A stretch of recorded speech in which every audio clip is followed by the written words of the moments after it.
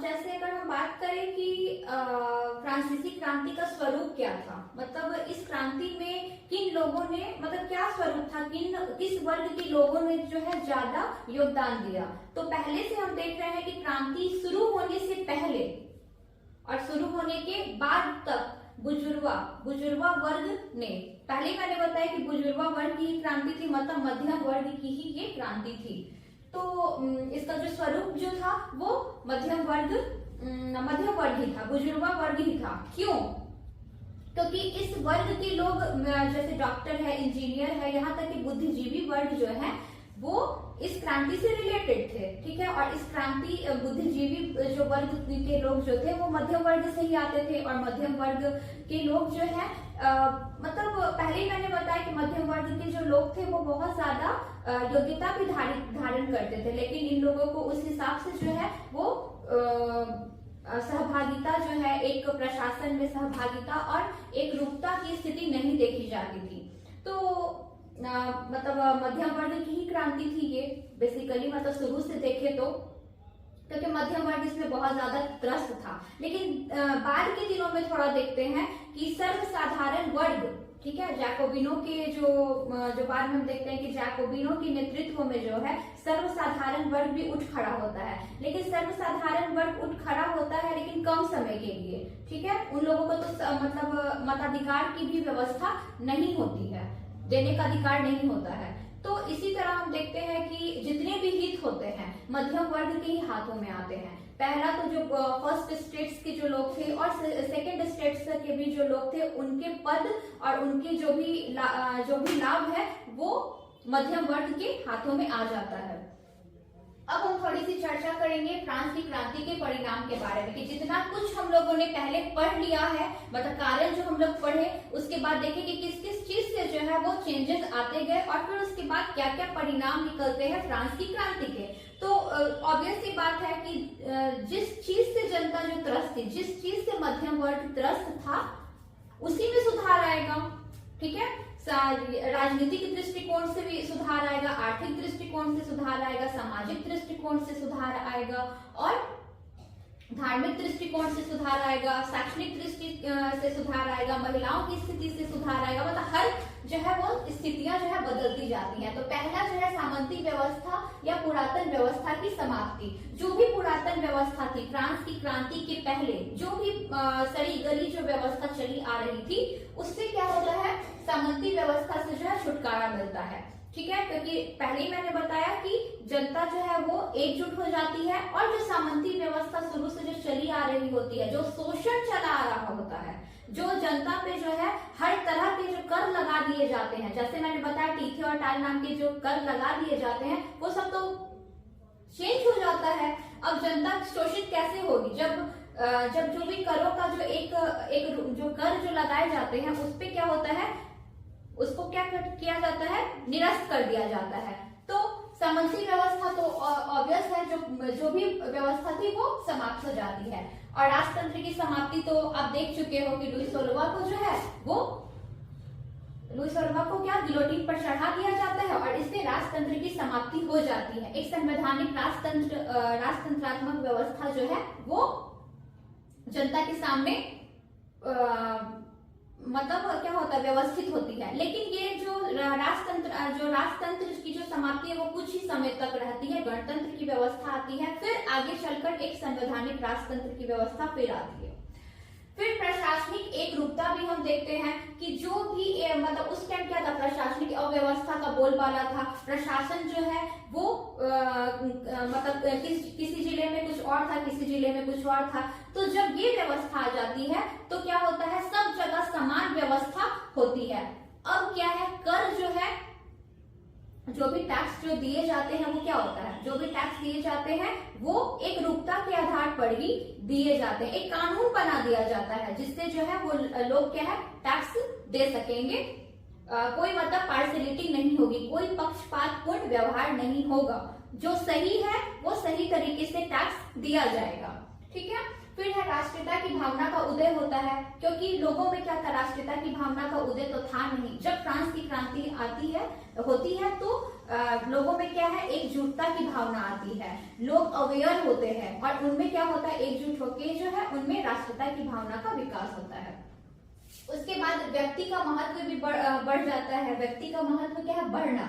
क्या है, पहले क्या था, व्यक्ति का महत्व तो था नहीं, लोगों को व्यक्तिगत स्वतंत्रता थी नहीं। लोग जो है अपनी जो मांग है और जो भी उनकी प्रॉब्लम्स रहती हैं वो क्या करते हैं, किसके समक्ष रखते हैं, क्योंकि व्यक्तिगत स्वतंत्रता तो थी नहीं, ठीक है।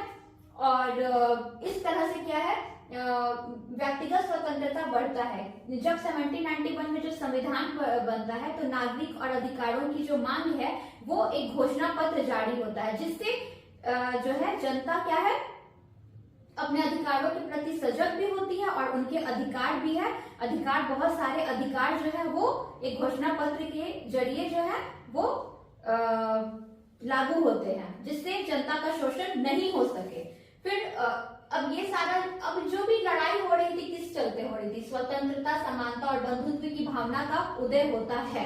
लोगों में स्वतंत्रता की भावना भी आती है, समानता और बंधुत्व का जो है भाईचारा भी बढ़ जाता है। उसके बाद देखते हैं नागरिक स्वतंत्रता की स्थापना। नागरिक है, अब क्या है, नागरिक पहले की अपेक्षा जो है एकदम स्वतंत्र हो गए, सामंती व्यवस्था भी है जो वो समाप्त हो गई है।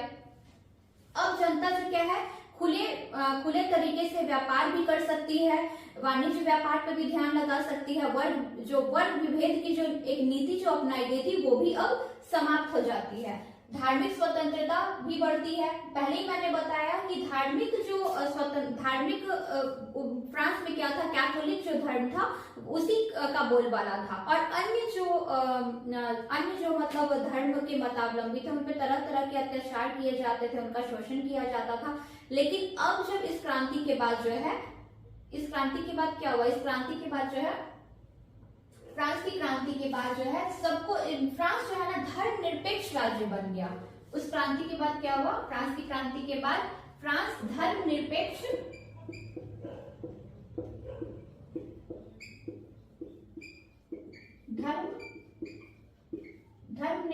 राज्य बन गया और समाजवाद का आरंभ भी होता है। जब फ्रांस की क्रांति के बाद जब जैकोबिन दल मतलब प्रभाव में आता है, जब जैकोबिन दल जब प्रभाव में आता है तो उस टाइम क्या होता है, हर वर्ग, सर्वसाधारण जो वर्ग है उसको, मतलब बहुसंख्यक जो गरीब रहते हैं उसको ये ऊपर उठाने का काम करता है जैकोबिन दल। तो इस तरह से क्या हुआ, समाजवाद का भी उदय होता है, शैक्षणिक व्यवस्था में भी परिवर्तन होता है। शैक्षणिक व्यवस्था पर जब चर्च का जब अधिकार रहता है, जब चर्च का ही आधिपत्य रहता है, तो इस तरह से जब चर्च को पूरे तरीके से उसके अधिकारों को, पादरी के जो अधिकार जो है उनको जब निरस्त कर दिया जाता है तो उससे शैक्षणिक योग्यता क्या है, सरकार शैक्षणिक योग्यता बनाती है, व्यवस्था करती है, जिससे जो लोग हैं, जो भी सर्वसाधारण जो लोग हैं, हर एक तबके के जो लोग हैं उन तक जो है सही तरीके से शिक्षा पहुंच सके। मैट्रिक प्रणाली लागू की जाती है। इस मैट्रिक प्रणाली लागू के द्वारा, जो पहले मैंने बताया कि जो भी मतलब तौल और माप की जो इकाई रहती है उसमें एक रूपता नहीं होती है, लेकिन फ्रांस की क्रांति के बाद जो है एक व्यवस्था, उसको बोलते हैं मैट्रिक प्रणाली। मैट्रिक प्रणाली व्यवस्था लागू की जाती है और इस प्रणाली के तहत जो है फ्रांस को बहुत ज्यादा फायदा होता है और तौल और माप की जो इकाई है उसमें एक रूपता देखने को मिलती है। यहाँ तक कि इस क्रांति के बाद दशमलव पद्धति का भी प्रयोग होता है, जो कि व्यापार और वाणिज्य में बहुत हद तक जो है वो सहायता मिलती है और व्यापार वाणिज्य में वृद्धि भी होती है। जब गिल्ड जो था, पहले मैंने बताया, जो गिल्ड नाम का जो है व्यापारिक संगठन जो था उसको तो पूरे तरीके से नष्ट कर दिया जाता है। इससे क्या होता है, आयात में भी वृद्धि होती है। आयात और निर्यात की जो व्यवस्था होती है उसमें अब गिल्ड रहेगा ही नहीं। गिल्ड नामक जो एक व्यापारिक संगठन है, जब वो रहेगा ही नहीं तो इससे क्या होगा, व्यापार वाणिज्य में जो है वृद्धि होगी और सामंती व्यवस्था को जो है पूरे तरीके से खत्म कर दिया जाता है। सामंती व्यवस्था के खत्म होने पे क्या होता है, किसान भी बहुत खुशहाल हो जाते हैं, किसानों की स्थिति भी बहुत सुदृढ़ हो जाती है।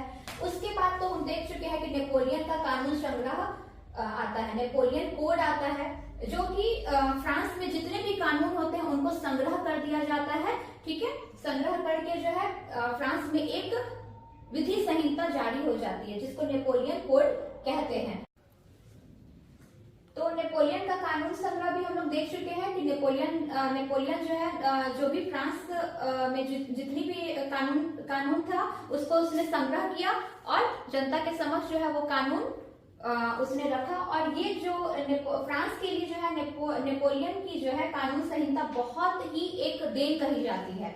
फिर एक देखते हैं नया कैलेंडर भी जारी होता है स्वतंत्रता के दिन। ठीक है, 1792 में गणतंत्र के दिन जो है एक नया कैलेंडर जारी होता है। इसमें जो वर्ष है ऋतुओं के आधार पर 12 महीनों में बांटे जाते हैं। तो अब हम देखते हैं ये सारा जो हम लोग परिणाम देख चुके हैं, इससे क्या हुआ, ये सारी जो व्यवस्था जब हुई तो इससे कुछ प्रभाव भी हुए। तो इससे प्रभाव क्या हुए, एक तो जनमानस पर तो बहुत अच्छा प्रभाव पड़ा इस क्रांति का, परिणाम तो हम देख चुके हैं। तो अगर प्रभाव की चर्चा करें तो इस क्रांति का बहुत अच्छा प्रभाव जनमानस पर पड़ा। इससे क्या हुआ, जनमानस जो है, जनता जो है और अपने अधिकारों के प्रति सजग हो गई। ठीक है, क्योंकि अभिव्यक्ति तो बहुत अच्छे से मिल रही है, फिर वो प्रेस में भी स्वतंत्रता मिल रही है, वो लिख सकते हैं, पढ़ सकते हैं। तो इससे जनता जो है और अपने अधिकारों के प्रति जो है और सुदृढ़ हो जाती है। ठीक है, उनका शोषण करना मुश्किल हो जाता है क्योंकि ऐसे ऐसे कानून बन ही जाते हैं। अब देखते हैं कि जनमानस तो एक तरफ स्ट्रांग होती ही है और दासों पर भी इसका बहुत ज्यादा प्रभाव पड़ता है। ठीक है, पता ही है कि दास उस टाइम क्या था, गुलाम खरीदे जाते थे, उपनिवेशों में भेजे जाते थे। लेकिन जब कन्वेंशन के थ्रू जब जैकोबिनों ने क्या किया, एक बहुत अच्छा कार्य करते हैं कि वो जो जितने भी फ्रांसीसी जो उपनिवेश में जो दास जो है कार्य कर रहे थे उन लोगों को मुक्त करा दिया जाता है, मुक्त करा दिया जाता है। बहुत ही अच्छी बात है ये, मुक्त करा देना दासों को। लेकिन ये जो है ना कुछ ही टाइम तक चला। जब नेपोलियन जब आता है ना तो फिर दासों का व्यापार फिर से शुरू हो जाता है। लेकिन एकदम अंत रूप से जो है 1848 में एकदम याद रखना, 1848 में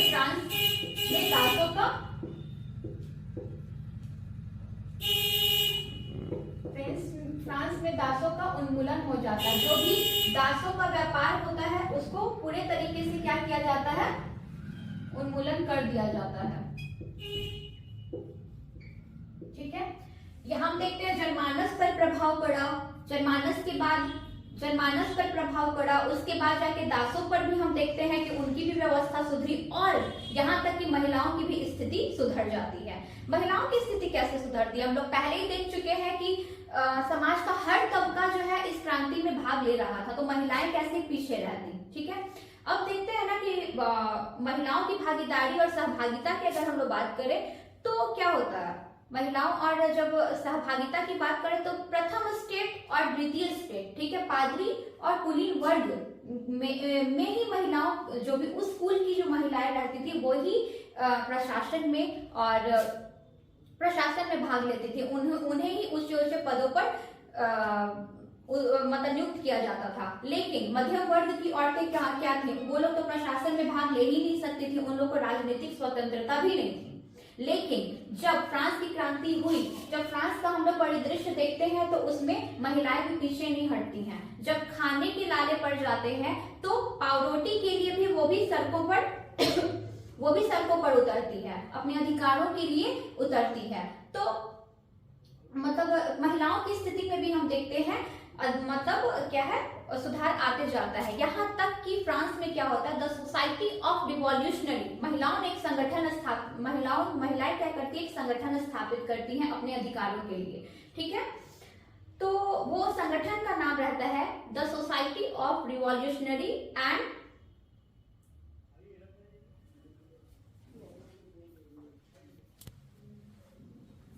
तो फिर महिलाएं क्या करती हैं, एक संगठन स्थापित करती हैं जिसका नाम क्या होता है, the society of revolutionary and Republican women. ठीक है, ये एक संगठन के द्वारा जो है ये अपनी आवाज उठाती हैं। ठीक है, तरह तरह की आवाज उठाती हैं क्योंकि उन्हें भी मताधिकार का जो है वो अधिकार मिलना चाहिए। लेकिन क्या होता है, फिर उसके बाद जैकोबिन जब दल जब जब जैकोबिन दल जो है वो जब संगठित होता है, फिर ये क्या करता है ना, जो भी जैकोबिन क्लब में जो महिलाएं होती हैं उनके आवाज को ये क्या करता है, दबाने की कोशिश करता है। ठीक है, दबाने की कोशिश करता है और बहुत सारी महिलाओं को जो है गिलोटिन पर चढ़ा दिया जाता है। लेकिन फाइनली 1948 में महिलाओं को मताधिकार मिल जाता है। 1948 में महिलाओं को फ्रांस में महिलाओं को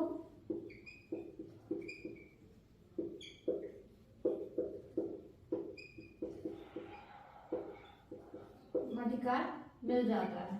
ठीक है, ये हम देखते हैं। आज हमने क्या देखा, क्रांति परिणाम देखा और उसके बाद हम लोग कुछ प्रभाव देखे हैं। ठीक है, अब हम आगे देखेंगे कि फ्रांस की क्रांति का अन्य देशों पर क्या प्रभाव पड़ा।